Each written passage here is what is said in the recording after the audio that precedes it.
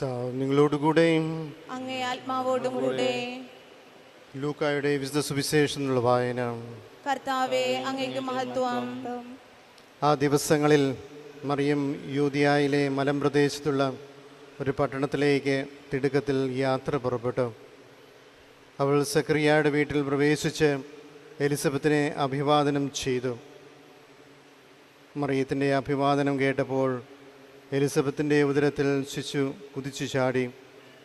Elizabeth പരിശുദ്ധാത്മാവ് കൊണ്ട് നിറഞ്ഞവളായി.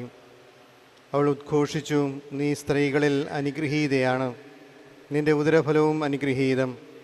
എൻ്റെ കർത്താവിൻ്റെ അമ്മ, എൻ്റെ അടുത്ത് വരുവാനുള്ള ഈ ഭാഗ്യം എനിക്ക് എവിടെ നിന്ന്? ഇതാ നിന്റെ അഭിവാദന സ്വരം എൻ്റെ ചെവികളിൽ പതിച്ചപ്പോൾ ശിശു എൻ്റെ ഉദരത്തിൽ സന്തോഷത്താൽ കുതിച്ചു ചാടി. കർത്താവ് അരുൾ ചെയ്ത കാര്യങ്ങൾ നിറവേറുമെന്ന് വിശ്വസിച്ച അവൾ ഭാഗ്യവതി. കർത്താവിൻ്റെ സുവിശേഷം. സുവിശേഷ വചനങ്ങൾ പാപം നീക്കം ചെയ്യുമാറാകട്ടെ. ആമേൻ.